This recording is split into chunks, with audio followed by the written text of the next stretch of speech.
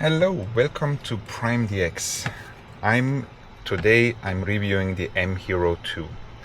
This car is new in the UAE and it's an absolutely stunning car. Let's dive into the driver experience of this car. So as you can see, is very similar to the M-hero 1, like the gun design here. But the opening is a bit more convenient. You can just press with your thumb and open it here, while the M-hero 1 had it here, so it wasn't that convenient. Window openings are here. Buttons feel very nice. They're metal buttons, and locking here. So there is, I think that's originally the cam, but that's here not activated. And then the armrests are nice here. Storage area, and here is actually a fridge here which can be controlled. That's a nice thing, and some storage here as well for glasses and stuff, and for cup holder here.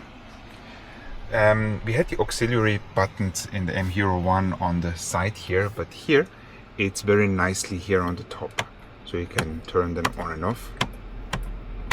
Sounds really good. So pre-installed and cables done. We can open the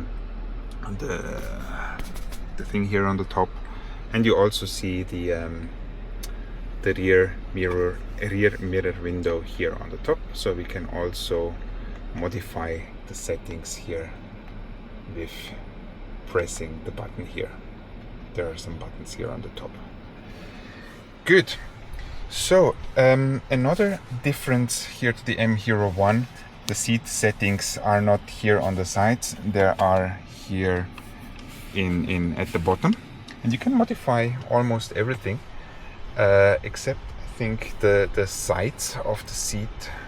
You cannot really make them narrower or tighter. If you want a bit more sporty feeling, then it's kind of missing. So I'm trying this, but I can't see the sides growing, or maybe I'm just missing it. And here is a holder here, but there is no hold here like in the M-hero 1. So this is made for city use and not specifically for off-road. But the off-road capabilities of this car are impressive as well, so just bear with me. Good. If you look at the steering wheel here, we have a bit less buttons, so it's easier to control. We can press this button here, and this button actually shows the night vision here. And this one is a one I can control, but it's set to show the cameras. So it's a quick button for the cameras. And then this one is just to select up and down depending on which menu you are. And on this side, that button here shows you different options on the screen, so you can switch through those options. And up here is up and down here is the volume, and left and right is moving the tracks back and forth. So on the screen here, you see all the important information. The range you have, the information on the current trips, temperature, time, lights, etc. And you have a head-up display as well. I'm not sure if you can see that. It's pretty small. And then let's go to the buttons here on that side. Something you notice very unique here is that thing here. It's a driving watch, so you can, like a selector watch, you can move up and down and select different designs. It's very nice, especially for watch lovers like me. So you see the time here, and you can also, when you turn the wheel, you can select the different driving modes. So when I turn, you see how the driving mode is changing.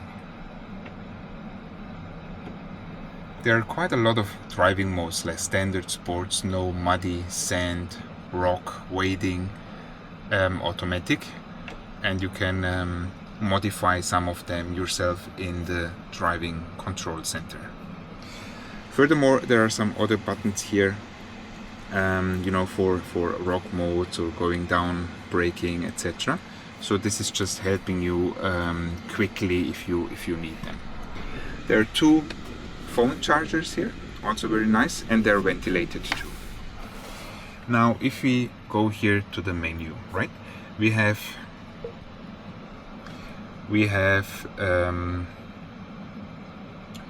the main menu here, the main screen, I mean, and you see the most important features here.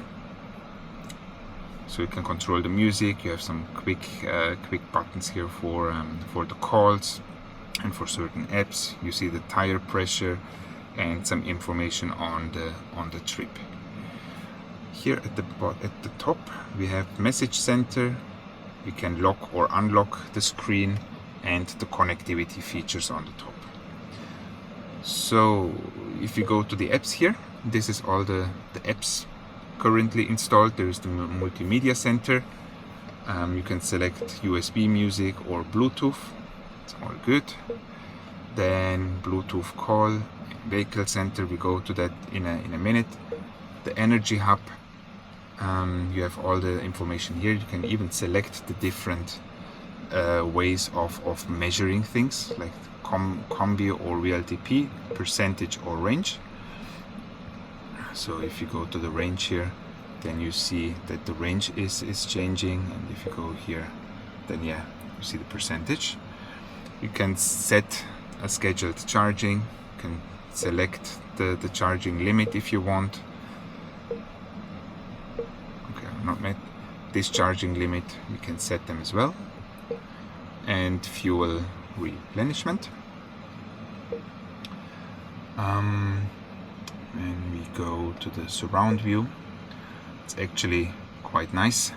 So we have all the angles from the car. If we click on those, then you see that the main screen is changing. The resolution is quite good. And you can also go here for a 3D perspective and move the car around. You can also like go here, and we can transparent chassis. Then you see, you know, the transparent, because when you drive, it records the road before you. So when you're actually driving, you will not see that square, because it will show you actually the real floor. And also you can set, you know, when the vehicle starts, and it just activates the camera view. That's always good for you, you know, when you drive out and you want to see where you're driving. You don't want to hit any stone or anything in your blind spot. Then it's just a great feature. Then there is a built-in map, but it's an offline map as far as I know. So it goes with GPS, but it doesn't show you any traffic symbols or anything. So yeah, that's this. File management. Yeah, when you have a USB drive, then you can store your files, or also the files which are recorded from the dash cam will be in here. There are some scenes. Nap mode, in-car care. It's actually nice. You know, we have dogs as well, so this is just nice. So it sets here, and it gives a little message, so people don't have to worry about the dogs inside the car. There's a camping mode. You can also enable the camping mode or the nap mode.